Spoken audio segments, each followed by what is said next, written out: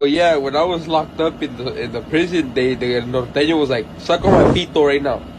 And so I did it. I did it, you know. And then I started sucking on this pito and shit. You know, like that shit was hella What the small, you know. fuck kind of? And like that shit was small.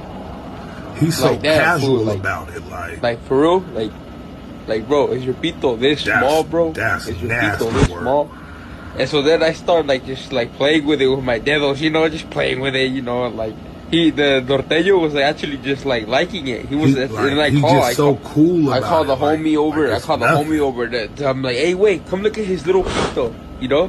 And we're just looking at it, you know. We're just like jacking it off, you know, and like hella shit. And then he starts beating our ass. He starts beating our ass, bro. And then like he hugs me. And then he puts his pito in my culo, like his dedos in my culo. And I'm like, oh my god, oh my god. Yo, so we back in here for another edition of F-ya-Motha, and a string of these videos is the same day, probably within the same hour. So y'all gonna have to just bear with me eating, cause I'm hungry as shit. You know what I'm saying? And work gotta get done. Don't get me wrong, I should be more professional, but I'm gonna keep it spicy for y'all. It was so much fun that I ended up doing a whole 3 years. Don't quote me on it being fun, because I'm supposed to never ever say it. My mom actually told me never ever say it. Now I'm saying in the interview. I enjoyed it. Like, I know that it's not like normal for somebody to say they enjoy being in prison or jail, but I enjoyed it. Imagine going to like Disneyland. Like, imagine, like, we be seeing all these men, like, on the streets or in the hood or, like, blah, blah, and they're just not accessible because there's bad out here. Why guys don't want to, because there's some bad out there and they like pussy, so they ain't gonna fuck us. But imagine these fine-ass behind bars, never able to even smell the scent of some pussy, but all they get is, Your pussy. okay, cunts. And so that's honestly what made it fun for me. Like, I really, like, I milked it for all it was worth. I was only supposed to do a year and a half. But I ended up doing a whole 3 years, and I was getting down silly by the finest. Like, oh my! Were you forced to be Were you forced to be sober there too?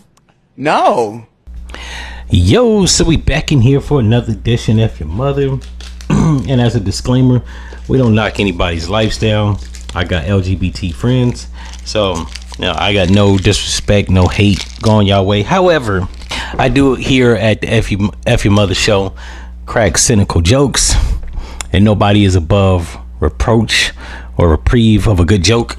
So you're going to get fun poked at you. Now, pause. My man says right here, he was living the best of both worlds. I don't even know what the fuck that means.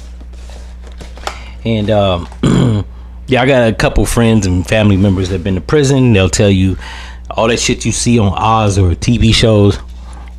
Most of the 99% of the mugs is giving up the Bucci cat willingly.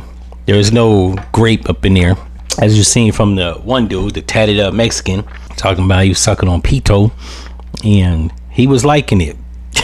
Now, I don't know if it's because it's 2024, people just living their truth, or they just clout chasing. I don't know what it is. This mug right here, he looked like one of the Wayans brothers, Sean Wayans. He once again, they don't even bother shaving their face.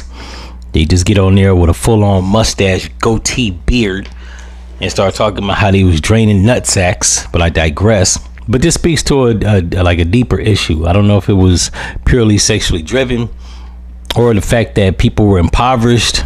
And they say when people are in poverty or at their lowest point in life, the only thing they got to control is their sexuality. That feels like they have some semblance of control over something. But I think this is like it speaks to a bigger issue in America. Most people don't have control on anything, so they brag and they have a lot of bravado about sexual exploits. But at the end of the day, like, what did you garner? Then you just look like an idiot broadcasting it to social media. Like he said, his mom told him not to say that. However, he still went and said he had a lot of fun in prison. I don't know how one goes about having fun in prison, right? You're locked down. But if you gay, I guess for him, it's a buffet. For niggas like me, not so much. I never made a career out of crime, even though I did my dirt, because I can't stand being around a bunch of niggas. I can't be in an environment where ain't no pussy. I don't. To me, that's a foreign concept. Yeah, I like to get laid. There ain't no coochie up in there.